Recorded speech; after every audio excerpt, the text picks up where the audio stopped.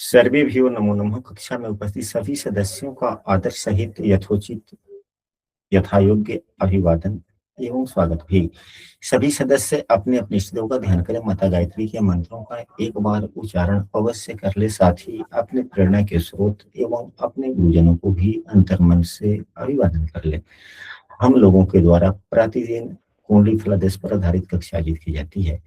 आज की जो कक्षा का विषय वस्तु है, कुंडली वही पुरानी है जिस कुंडली पर हम लोगों ने शनिवार को कक्षा किया था कि जातक का व्यवसाय क्या होगा, क्या काम करेगा।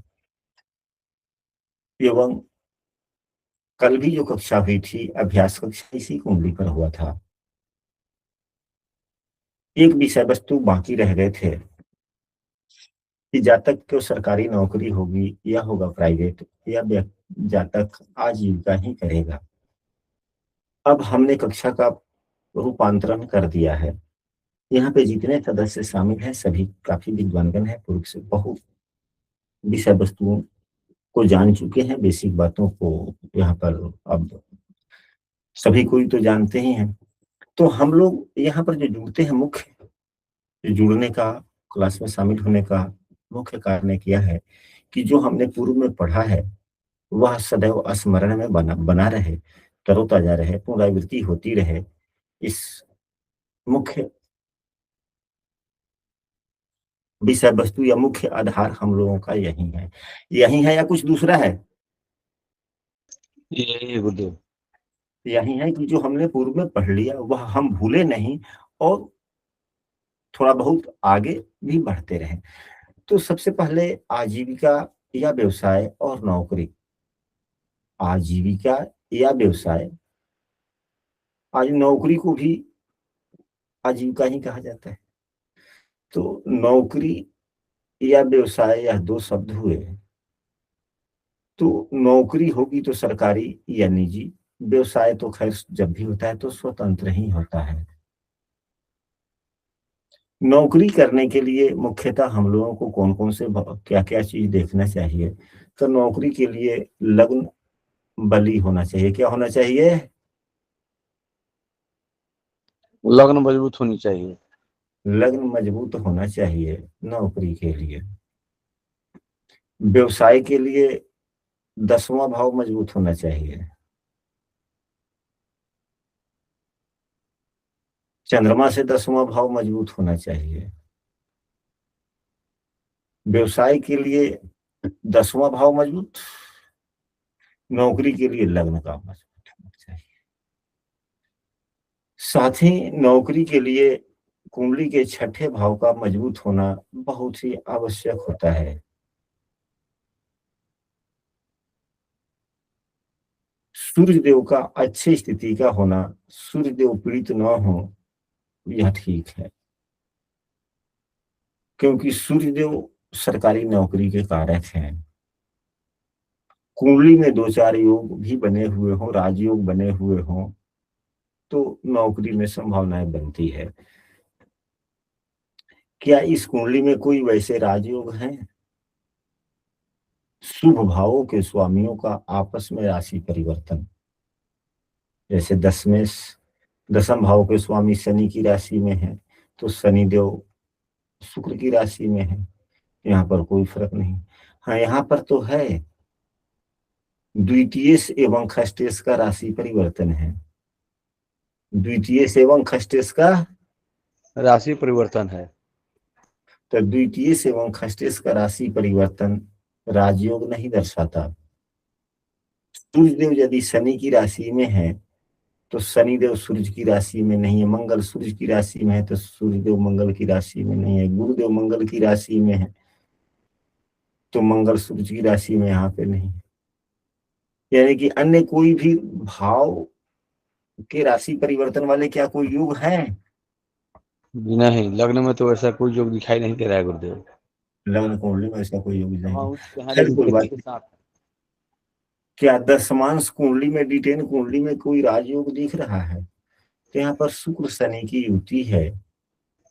शुक्र शनि की युति है। शुक्र देव दशमेश एवं शनिदेव लग्नेश है, तो शुक्र शनि का युति दशमांश कुंडली में हुआ। शुक्र शनि का युति दशमांश में हुआ। 10 मांस में हुआ, इसलिए यह राजयोग माना जाएगा। दूसरा, और भी कोई योग बन रहे हैं?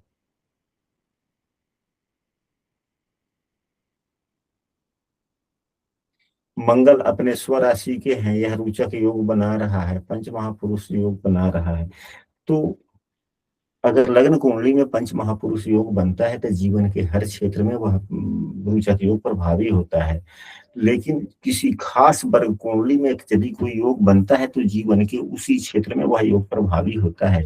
इसलिए यह जातक नौकरी करे या व्यवसाय, धीरे धीरे धीरे धीरे धीरे धीरे काफी ऊंचाइयों तक जाएगा, काफी ऊंचाई तक जाएगा। जाएगा।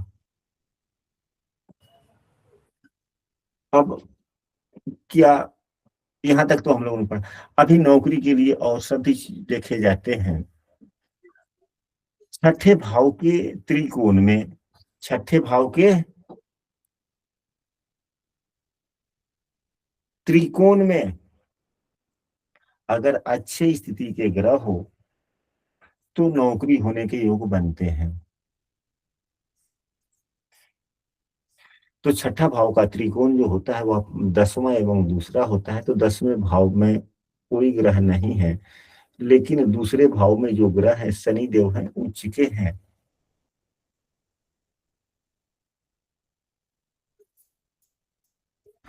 अब यहाँ पर नौकरी की बात की जाए, चाहे आजीविका के लिए, कि कौन से ग्रह क्या बनते हैं, कौन से ग्रह अगर योग कारक बनते हैं तब किस किस प्रकार की नौकरियां या व्यवसाय व्यक्ति कर सकता है।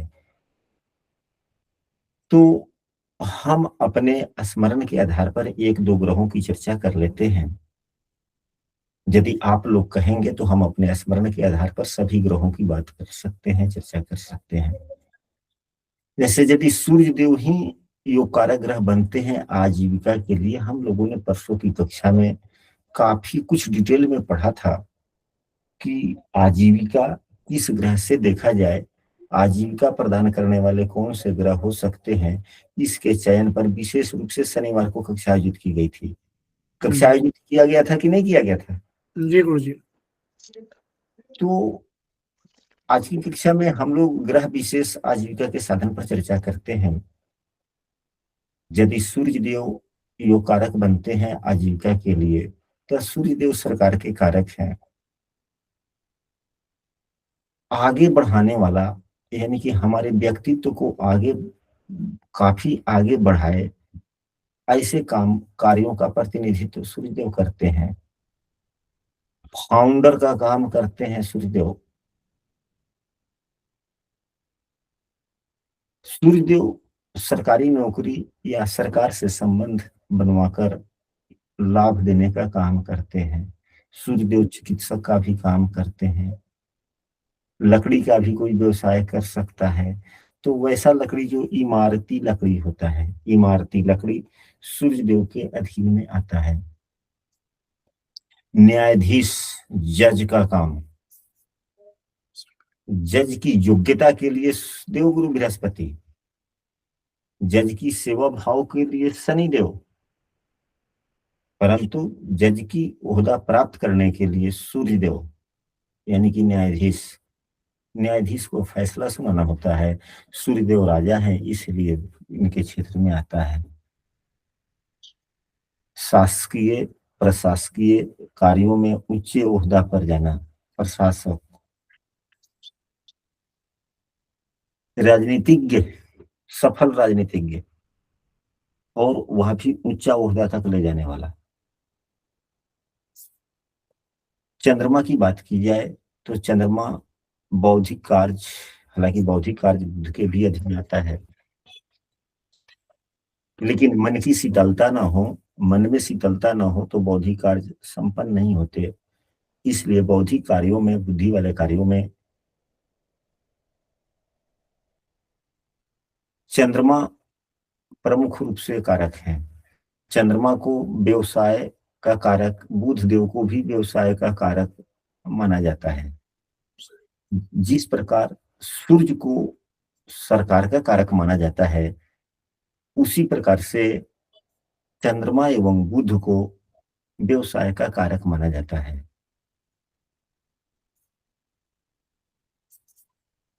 द्रव्य, वैसा द्रव्य जो लिक्विड फॉर्म में हो,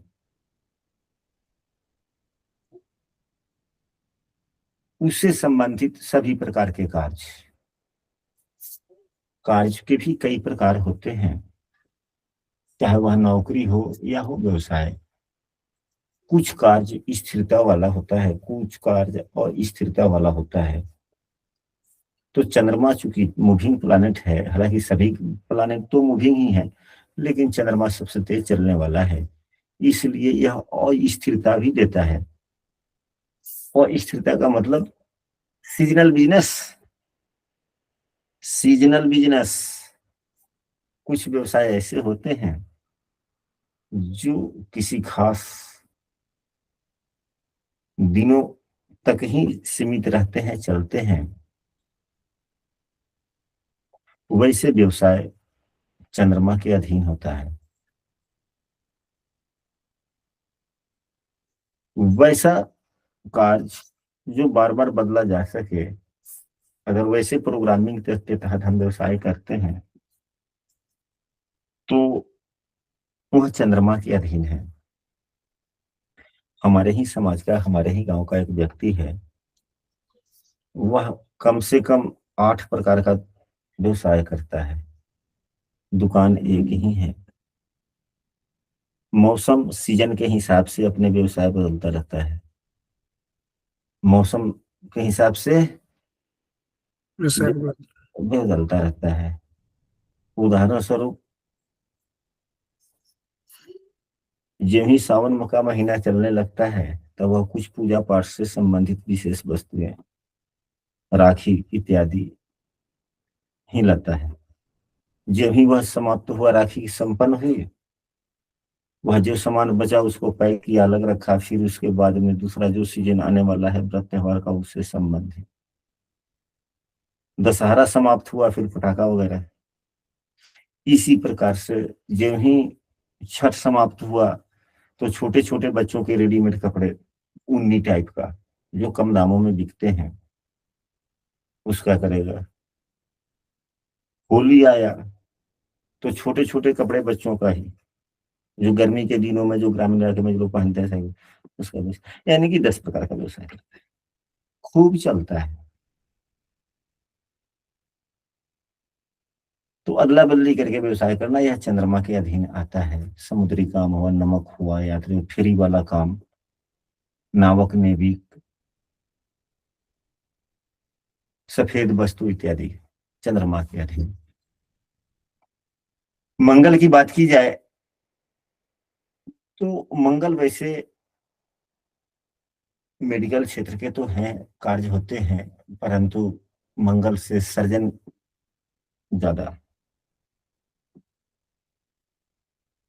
यदि कोई बीमारी हो और 8वें भाव से संबंध यदि सूर्य देव बनाते हैं या चंद्रमा बनाते हैं, बीमारी लंबी हो, चाहे छोटी मोटी ही बीमारी हो, 6ठे भाव से सूर्य या चंद्रमा का संबंध बनता हो, तो हम सभी यह सुझाव देते हैं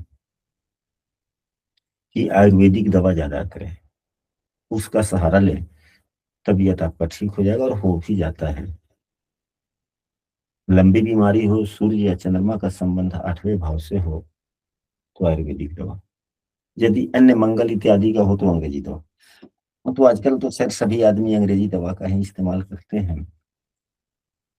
बात मंगल की हो रही है तो यह मंगल देव चिकित्सा के भी कारक हैं। सेना, पुलिस, इंजीनियरिंग, अग्नि से संबंधित काम, कोई भूमि से संबंधित साहसिक कोई भी काम, साहसिक कोई भी कार्य, साहसिक किसी भी प्रकार की नौकरी,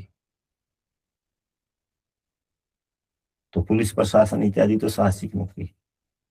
कार्यों में कसाई का भी कार्य आता है। कसाई का भी कार्य हो आता है कि नहीं आता है? वह भी तो एक प्रकार का कार्य ही है ना, मंगल देव के अधीन आता है। शल्य चिकित्सा, धातु से संबंधित कोई काम करना, इस्पात स्टील के का कोई काम करना, रखवाली से संबंधित, दंत चिकित्सक इत्यादि मंगल देव के अधीन है। इसी प्रकार आप लोग पुस्तक पढ़ेंगे, ग्रहों के गुण धर्म के आधार पर सभी ग्रहों का अपना अपना ये है। यदि आप लोगों की सहमति हो तो सभी ग्रहों पर चर्चा हो जाए कि यहाँ सभी ग्रहों से बुध, गुरु, शुक्र, शनि, राहु, केतु इत्यादि सभी ग्रहों की चर्चा की जाए, या नहीं तो किसी ग्रह विशेष की नाम बोले तो हम किसी ग्रह विशेष की ही बात कर लेते हैं। सभी ग्रह पे हो जाए। तो अब आते हैं मंगल के बाद में बुध देव। बुध देव जो होते हैं यह भी व्यापार के कारक हैं एवं शिक्षा के भी। बुध देव कोई नौकरी के कारक नहीं है, यह सहयोग करते हैं। हालांकि बुध जहाँ पे है वहीं पे पांडित्य है, वहीं पे शिक्षा है। यह लेन देन वाला काम ज्यादा करते हैं, जैसे कि सौदागर वगैरह, सेवा वृत्ति, क्लर्क, लिखा पढ़ी, क्योंकि बुध लिखावट भी है तो क्लर्क। बुध गणित के कारक हैं तो लेखा पदाधिकारी या लेखा परीक्षा कह सकते हैं। आज के जमाने में इस लेखा परीक्षा को क्या कहा जाता है? Audit. Audit. CA. Audit. Audit. हाँ, तो उसको करने वाले कार्य को अगर कोई व्यक्ति जो करता है उसको सीए ही कहते हैं ना। नहीं गुरुजी, वो ऑडिटर अलग होते हैं, सीए अलग होता है गुरुजी। सीए मेंटेन करने वाला होता है। हाँ, सीए रिकॉर्ड आपका पूरा मेंटेन करता है। अच्छा, तो वो तो शुक्र हो गया। हाँ, और बुध से ऑडिट। ऑडिट जो मतलब जो आपके जो सिस्टम आपने फॉलो किया उसको चेक करते हैं जाकर के कि वो सिस्टम सही है गलत है, क्या कर रहे हैं आप उसके अंदर। तो वही तो हम परीक्षक ही तो बोले हैं ना। जी जी जी, हिंदी में उसको लेखा परीक्षा बोलते हैं। हाँ, तो हमने तो हिंदी पढ़ा, अंग्रेजी उतना थोड़े जानते हैं। तो लेखक परीक्षक हो गए। मुनीम गलत टाइप का। जी।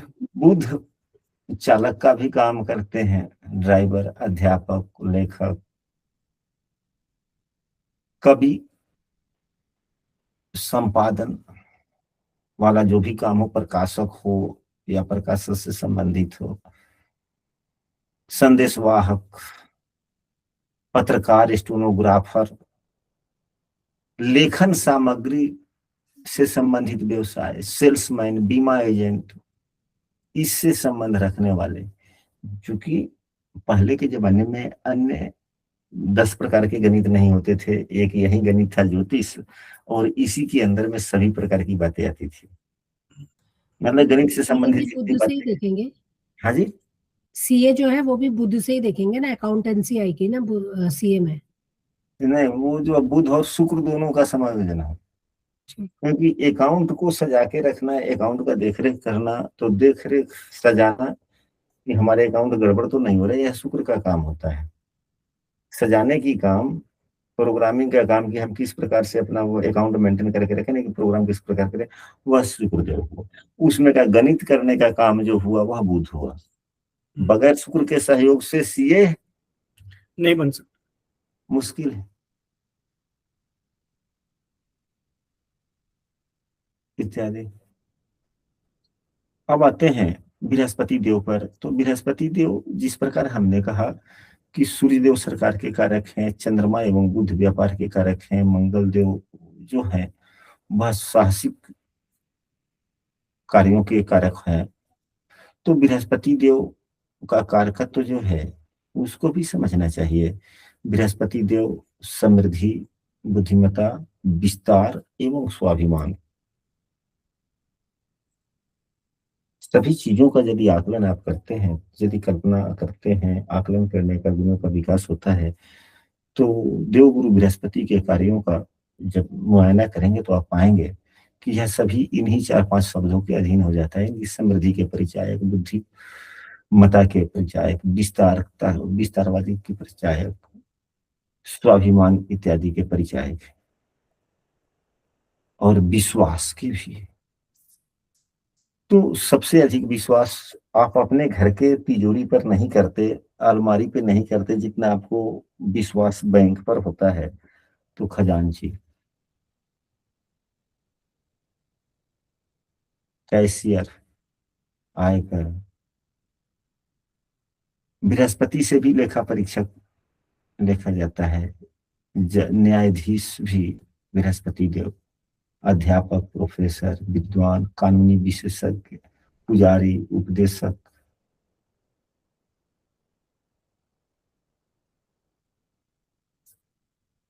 शोध कार्य भी, हालांकि बुध देव से भी शोध कार्य देखे जाते हैं, राहु से भी देखे जाते हैं, केतु से भी शोध कार्य देखे जाते हैं, तो अपने अपने क्षेत्रों के।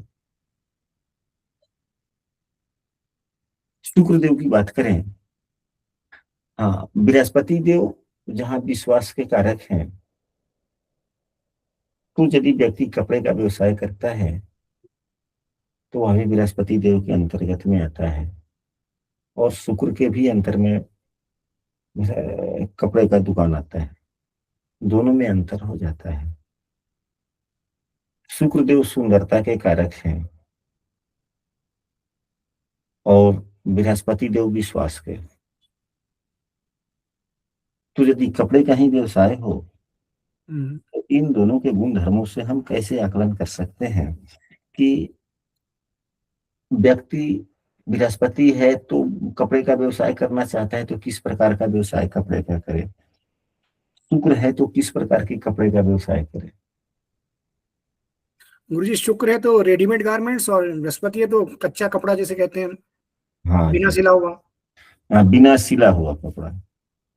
बृहस्पति है तो बिना सिला हुआ, क्योंकि व्यक्ति बिना सिला हुआ कपड़ा खरीदेगा तो उसको एक अपना विश्वास होगा कि हम जो सिलवाएंगे तो हमारे बदन के बराबर होगा, यानी कि विश्वास। रेडीमेड पर विश्वास नहीं, हमारे बदन के लायक होगा या नहीं।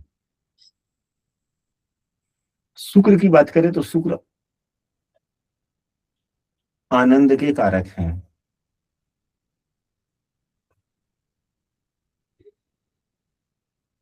मुख्य रूप से धन संपत्ति के भी कारक हैं, विलासी। हालांकि मुख्य रूप से तो धन संपत्ति उनके अधीन में आता है, देवगुरु बृहस्पति के, लेकिन हम काम करेंगे तभी तो धन संपत्ति आएगा। छोड़िए, शुक्रदेव कलाकार भी हैं, वैसे बुधदेव हैं कलाकार, कलाकार तो बुध ही है। शुक्रदेव कला के शौकीन हैं, शौक पैदा करना, मन में जिज्ञासा पैदा कला के प्रति करना, कला सीखने के लिए वह शुक्र का अधीन में आता है। सीखना बुध को है, लेकिन शौक कौन प्रदान करता है, बुध या शुक्र करता है। तो बहुत से ऐसे कार्य हैं जो दो ग्रहों के समायोजन से होता है। यदि ये कोई ग्रह का समायोजन हो रहा हो तो पूरा ना हो रहा हो तो फिर वह काम नहीं हो पाते। इनको भी हम सबों को ध्यान में रखना चाहिए।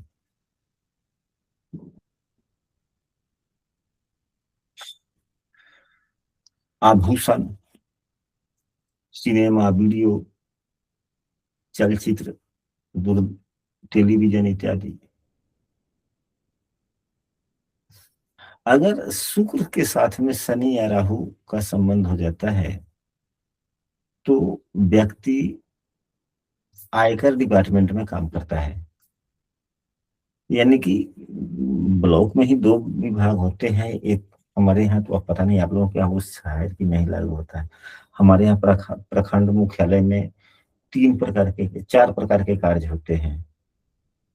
एक जो सामान्यतः थाना हुआ, पुलिस प्रशासन से संबंधित, वह मंगल का काम होगा। एक प्रखंड मेडिकल डिपार्टमेंट, अस्पताल, यह अलग क्षेत्र हो गया। तीसरा डेवलपमेंट डिपार्टमेंट, जिसके जो प्रमुख हैं वो बीडीओ साहब बनते हैं। और एक जो होता है अंचलाधिकारी, जो राजस्व इकट्ठा करते हैं। वाह, तो यदि दसम भाव में शुक्र या हो और राहु या शनि से संबंध बनता है तो वह रेनभू जो टैक्स वाली बात आ जाती है, जैसे मालगुजारी इत्यादि, ये जिनके संबंधित, तो वह वाली बात होती है। आभूषण, सौंदर्य प्रशासन, फैशन डिजाइनर हो, होटल हो, मैनेजमेंट हो, मनोरंजन का स्थल हो, चित्रकारी वाली बात हो, सुगंधित वस्तु वाली बात हो, फर्नीचर जो सुंदरता से संबंधित घरेलू सामग्री होती है उससे संबंधित कार्य यह शुक्रदेव के अधीन आता है। शनिदेव मजदूर के कारक हैं, श्रमिक के कारक हैं। शनिदेव से भी सरकारी नौकरी देखी जाती है, कोयला, तेल, खेती बाड़ी,